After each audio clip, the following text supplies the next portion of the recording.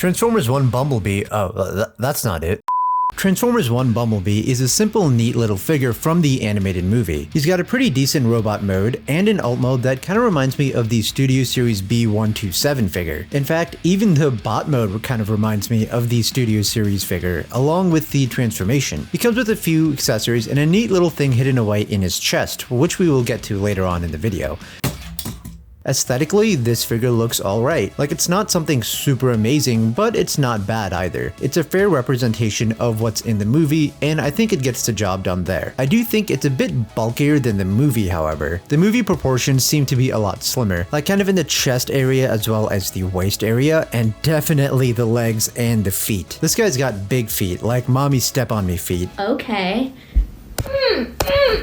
The type of person at an anime convention with the "I'll step on you for $5" sign. Actually, I think he might be the guy who's going to be asked to be stepped on. Not saying this is a complaint, it can't be the exact same proportions as the film if this needs to transform into a vehicle and have a simple 15 steps to it. Since this is a cheaper figure, we do have some hollow spots in the upper arms over here, as well as the back of the arms, and some really bad ones on the legs. This is hideous, disgusting, it's awful. It's also necessary for the transformation. The knees are also a little bit loose on this figure, at least on my copy. That is a little bit annoying. Another thing I want to point out is to make sure the legs are fully tabbed in over here, because if it isn't, you will accidentally do this. So make sure it is fully tabbed in all the way. The figure is primarily a yellow plastic, and I'm not seeing any yellow paint on the figure, but we do have black, blue, silver, and gunmetal gray paint throughout it. Definitely helps bring some of the details to life, as this figure doesn't really have a whole lot of detail to it, because this figure is from the mainline movie or the Prime Changers line, and not the Studio Series line. There probably will be a Studio Series figure of this. I mean, it's Bumblebee, so they're definitely going to be making one. And if they don't, I will seem like an idiot in this video in the future. Now for Bumblebee, this figure, he's kind of big. Compared to Orion Pax and Sentinel, he is almost the same height. There's absolutely no scaling between these line of figures, which might be a turnoff for some collectors. Having Bumblebee be the same height as these guys is a little weird. And also, I just noticed he is the only one with an Autobot insignia on him. For more comparisons, here he is with Studio Series Rise of the Beasts, B127, Gamer Edition, the E-Girl Bumblebee,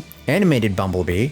Studio Series 86 is still in the box. I just haven't taken it out yet. Let me know in the comments if you want a video on him. Now this is a pretty good looking head sculpt with a fair amount of detail on it. Some really nice blue paint for the eyes, a nice silver for the rest of the faceplate, and a little bit of gray over here on the sides. It's definitely a bit of a departure from the classic original G1 aesthetic, and he doesn't have the horns either. He just kind of has these over here. The chest piece is really nice. It's fairly wide, and we do have some black paint going down here with the Autobot insignia on it. Some blue paint for the headlights, which we will see in the vehicle mode, and some of that gray metallic paint at the bottom. I feel for a $20 figure that's not in the Studio Series line, this has a fair amount of paint to it, which is really appreciated. Now we can remove the chest piece, if I can get that. It's a little tough. I think grab it from here. It's really stuck on there. Okay. It reveals his T-Cog underneath. It's fairly well sculpted, and I like the paint on it. Now to my knowledge, there hasn't been a Transformer that comes with a T-Cog in the past, but I could be wrong. Let me know in the comments below. Also, this seems to be molded into place. I cannot take it out of the chest, or at least I'm just not able to. It would be kind of cool if you could take this out, but it's not really a big deal. Now, one thing I like about for the arms for the design of this figure is that we have the wheels for the vehicle mode on the shoulders, and I feel like they blend in pretty well to the shoulders and the rest of the arms. Once again, we do have that unfortunate hollowness in the figure. Some basic details over here for the rest of the arms with that metallic gray going down, continuing on to the hands. Other than that, there's really not a whole lot of detail going on over here. His waist area, once again, is a little bit bulkier than it is in the movie. This piece is gray plastic, and this seems to be a metallic gray that goes into this yellow bit of plastic over here. And once again, with the legs being pretty hollow, that does kind of throw it off, and I feel like it really cheapens the figure, even though it is at a sort of $20 price point. The legs are a bit bulky, and we do have a little bit of paint over here, which is nice, and we do get some detail over here on the side that is painted in that gray paint, and comes down to the other set of wheels for the vehicle mode. The feet are fairly basic stuff. They're very big, minimum paint on them, but they do help the figure stand pretty well. On the back of the figure, once again, pretty plain, nothing too fancy going on there. He doesn't really have much of a backpack with this folded up section over here, so that is pretty nice, and once again, it does remind me of the B127 figure. And once we get to the transformation, you also see how that is similar, but also a more simplified version of the Studio Series transformation. And from the back, these two pieces do kind of stick out, and it kind of looks like he has some tiny wings, which kind of ruin the silhouette of the figure. I kind of wonder if it's supposed to be like that, with these little bits supposed to be acting as thrusters for like a jetpack. I'll be doing a comparison with this figure here in a second, but first let's move on to this figure's accessories. So for one accessory, we get his blaster, fairly basic with simple paint applications. One thing I do like about this is how when you put it on the figure, it's not like he's holding a weapon, it's more so it transforms out of his arms, like we have seen in the past with other Transformers media and figures. We do get his blade, and I do like the blue paint on there. Unfortunately, we just get the one, while in the movie he has two. This can be put onto the blaster, so we can have it like that, or we can put it on separately to either side of his arm, if I can do that properly on camera. Please just work with me here. I did it before. There we go. We can have it like that. Hopefully the Studio Series figure comes with two of these, so we can have one on each arm. For this figure's articulation, we do get some up and down movement. We get a 360 rotation over there. These arms can move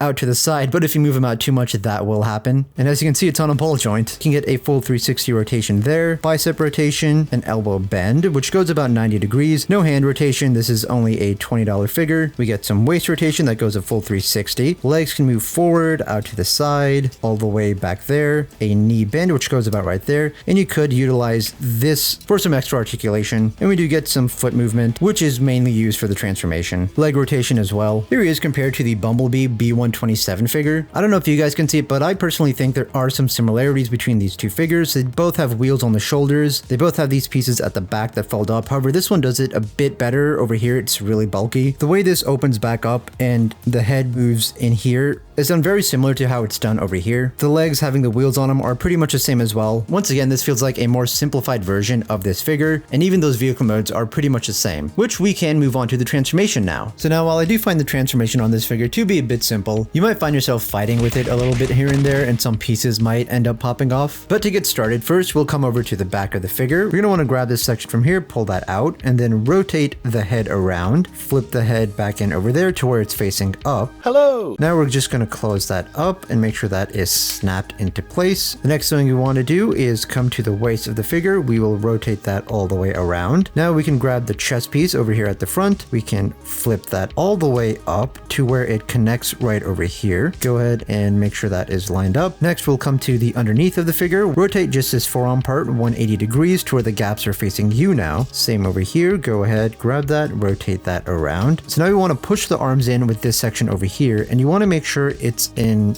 all the way fully, otherwise we won't be able to properly do the rest of the transformation. So go ahead and try to get that in and push it in as much as you can. Next, we will bring in the arms over here, and the hands do connect right over here, and the connection isn't the best. Oh, nope. We're now getting to the point where we're probably going to be fighting with the figure a little bit. So we'll take the feet now, and then we will bring this up over here and over there. This forms the back part of the vehicle mode. We can then untab the figure from here and bring it up, and as you can see, that hollowness was for the transformation, and bring it all the way up. This part is a little bit difficult, and you might find yourself fighting again with the figure here once again. Next, we'll do the same over here. We'll untab that and bring that all the way in there, trying to make sure everything lines up properly, and these pieces do connect from the back over there. Next, we'll take this top section, we'll untab that, bring it down, and we're going to try to bring it in all the way over there to the back and make sure that is all connected. Just to figure a little bit, make sure to take this section and flip that down, and here's the vehicle mode for Bumblebee. This is a pretty slick looking vehicle mode, very reminiscent of the B127, and I'll bring that out later for a comparison in a second. It also does seem to be very much shaped like a computer mouse, with these two pieces being the buttons. In terms of rolling, it